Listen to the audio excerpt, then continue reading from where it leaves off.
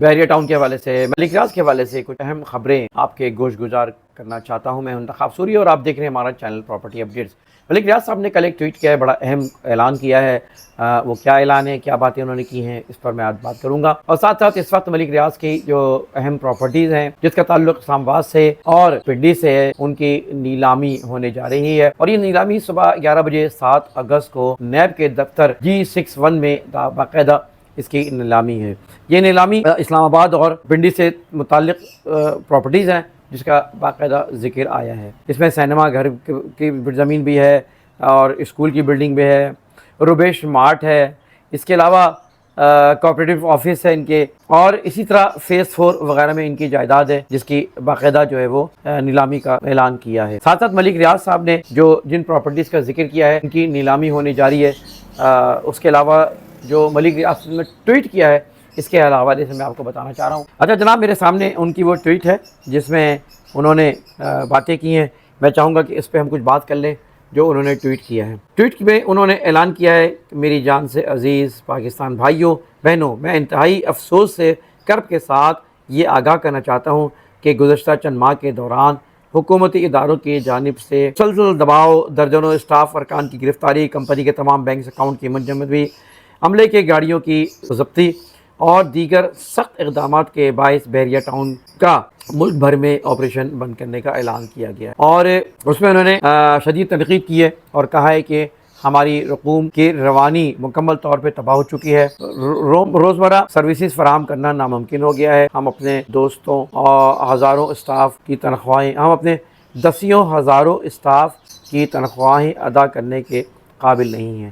حالات یہاں تک پہنچ چکے ہیں کہ ہم پاکستان بھر میں بحریہ ٹاؤن کے تمام سرگرمیاں مکمل طور پہ بند کرنے پر مجبور ہو رہے ہیں۔ ہم اس آخری قدم سے ایک قدم پیچھے ضرور ہیں، لیکن زمینی حالات لمحہ بلمحہ بدترین ہوتے جا رہے ہیں۔ یہ صورتحال اس ادارے کے بنیادی ڈھانچے کے مفلوج کر چکی ہے جو 50,000 محنتی افراد پر مشتمل ہے۔ کئی سینئر ملازمین تاحال لاپتہ ہیں، سروسز معطل ہیں، ترقیات ہماری کمیونٹیز میں معمول کی دیکھ بھال سہولیات کی فراہمی شدید متاثر ہے۔ یہ تو خیر ملک ریاض صاحب اپنی باتیں سنا رہے ہیں، بتا رہے ہیں، لیکن ظاہر ملک ریاض صاحب کا بھی اس میں قصور ہے۔ کیوں نہیں منصوبے روکے گئے ہیں؟ روپے جب ایک طے ہوئے تھے اس میں کیوں نہیں جمع کرایا؟ اور اس طرح بہت سے بلڈر جیسے پیسے اڑا دیتے ہیں، پھر انہوں نے بھی یہی کام کیا، پھر انہوں نے کیوں بہت سے ایسے کام کیے جس میں منی لانڈرنگ آ جاتی ہے اور بہت سی ایسی چیزیں جو کہ دراصل ایک آپ کو پتہ ہے معاملات کیا چلتے رہے ہیں، زمینوں آؤٹ آف باؤنڈری زمینیں جو کہ ناجائز زمینیں تھیں، اس طرح کے بہت سے معاملات۔ تو ظاہر ہے کہ لاٹریز پریشان ہوئے ہیں، ان کی بد دعائیں ہیں۔ ظاہر ہے آپ نے پہلے بھی مسئلہ حل نہیں کیا، مزید مسئلہ حل کر دیتے تو شاید یہ بد دعائیں نہیں ہوتی، شاید مشکلات نہیں آتی۔ ٹھیک ہے، بہت سے سیاسی معاملات بھی اس کے اندر ہیں، میں جانتا ہوں، لیکن بہرحال ملک ریاض صاحب اپنی داستان سنا رہے ہیں وہ سننے چلیں مزید۔ ایک کیفیت ہمارے وطن عزیز کے معیشت پر بھی کسی شدید بحران سے کم نہیں ہے۔ کراچی میں لاہور اسلام آباد تک بحریہ ٹاؤن میں لاکھوں پاکستانیوں کی کھربوں روپے کی سرمایہ کاری منجمد ہو چکی ہے، سینکڑوں اربوں روپے کی کمرشل منصوبے ڈھیر ہو چکے ہیں۔ میں یہ بتاتے چلوں کہ بحریہ ٹاؤن میں اس وقت پراپرٹیز بہت ڈاؤن ہے۔ کراچی کے بحریہ دیکھ لیں کہ ان کی پراپرٹی ڈاؤن ہے۔ یہ وجہ صرف بحریہ نہیں ہے، بہت سی وجہ بحریہ بھی ہو سکتی ہے، لیکن بڑے بڑے پروجیکٹ وہاں پہ کراچی میں اور دوسری جگہوں پہ وہ ڈاؤن ہوئی ہے۔ خود DHA کی پراپرٹی وہ ڈاؤن ہوئی ہے۔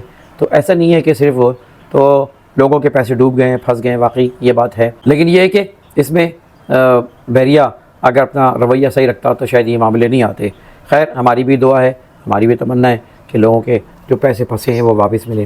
ہزاروں خاندان سے یقیناً ذہنی اذیت کا شکار انہوں نے کہا ہے، لاکھوں رہائشی اور اسٹیک ہولڈرز دل سے دلی معذرت انہوں نے کی ہے۔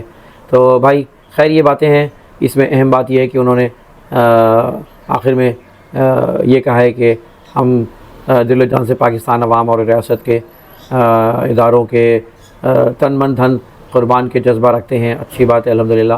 ہاں ہم وطن عزیز کے لیے اپنی خدمات کو برقرار رکھنا چاہتے ہیں، نہ ان حالات میں خاموشی سے رخصت ہو جائیں گے، نہ کہ ان حالات میں خاموشی سے رخصت ہو جائیں گے۔